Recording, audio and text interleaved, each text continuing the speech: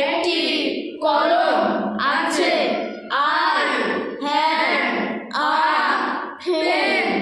Past tense আমার একটি কলম ছিল।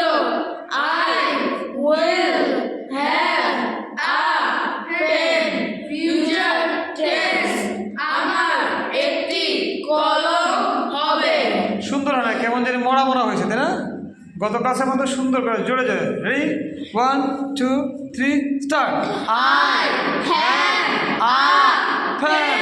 প্রেজেন্ট টেন্স আমার একটি কলম